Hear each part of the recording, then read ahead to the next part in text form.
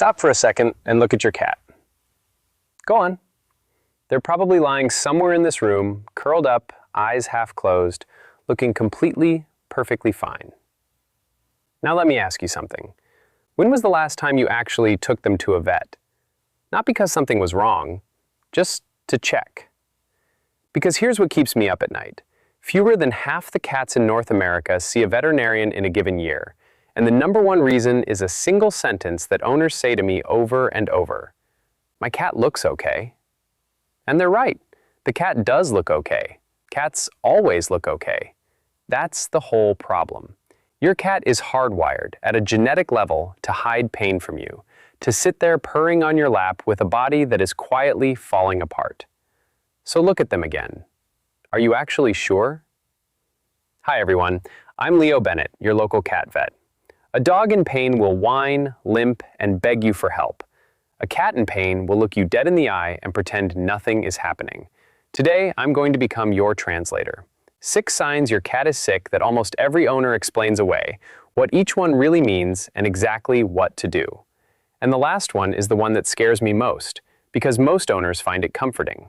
Let's start with the one everyone gets completely backwards. Sign number 1, the litter box betrayal. Your cat has used the litter box perfectly for 6 years. Then one day you walk into the living room, and there it is. On the rug, on your bed, on a pile of clean laundry. And I have had owners tell me, with total conviction, that their cat walked into the middle of the room, made direct eye contact, and went right there on the floor. Every fiber of your human brain says the same thing. She's mad at me. She's being spiteful. She's punishing me for going away last weekend. Let me clear this up right now. Cats do not do spite. Revenge is a human construct, and your cat does not have the neurology for it. When a cat who has always used the box suddenly stops using the box, something is wrong. That is not a behavior problem. That is a medical event, and your cat is telling you the only way they can.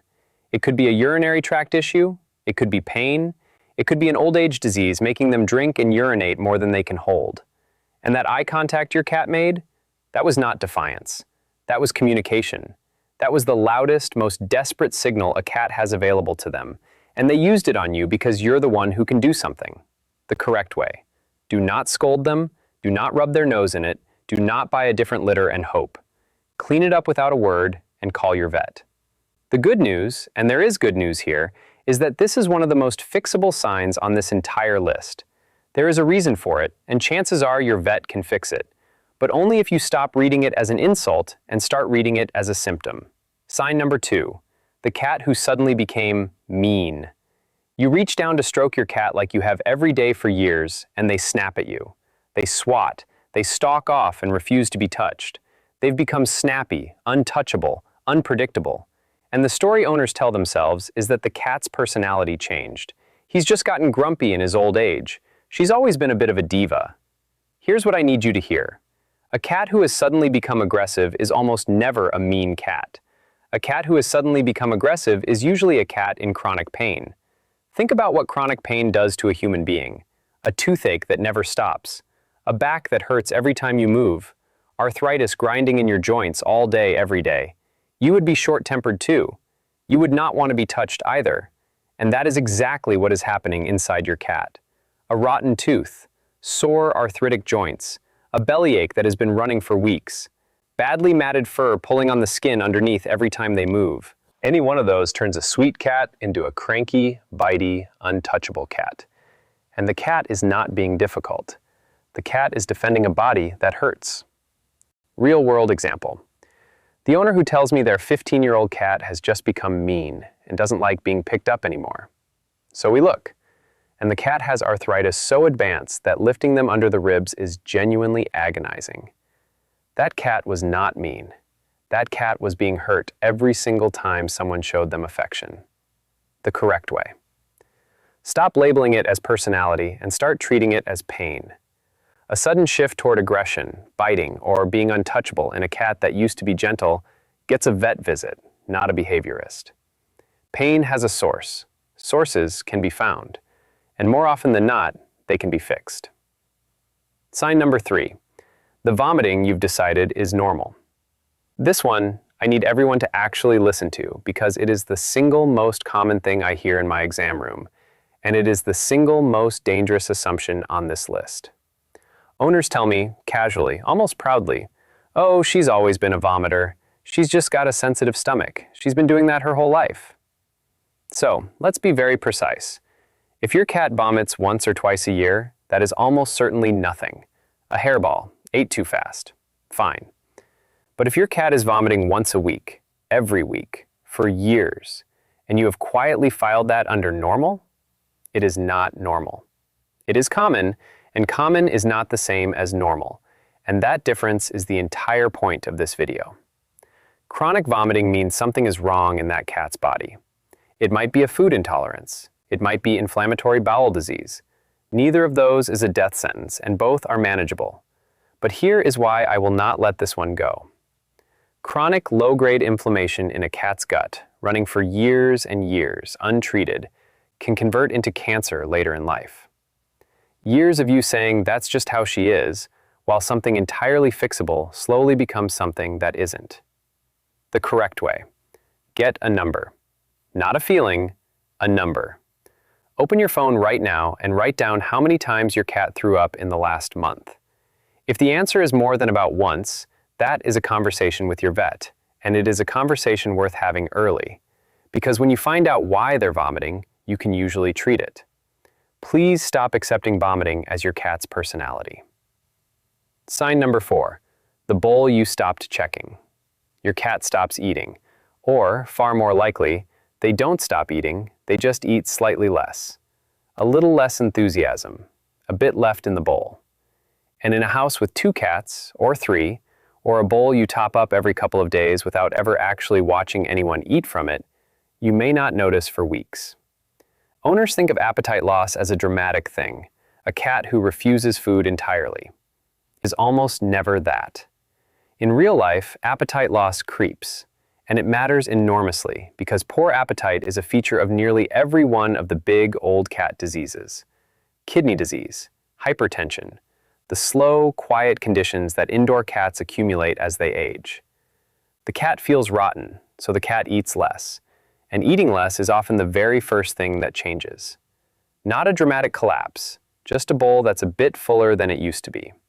And here is where it compounds, because a cat who feels rotten also hides more, which means they visit the bowl less often, which means the sign gets even harder for you to see. The correct way. Stop guessing. If you have more than one cat, you have no idea who is eating what, and I promise you that you do not. Feed them separately, even just for a few days, and actually watch. Weigh your cat or weigh the food. Get a baseline while they're healthy so that a change means something. Because a cat who is eating a little less is a cat with an early problem. And early problems are cheaper to fix, easier to treat, and vastly kinder for the cat. Sign number 5. The cry that isn't cute. I've told you that cats don't complain, and that's true. But there's one exception, and owners miss it constantly, because they've decided it's just a quirk. It's the yowl.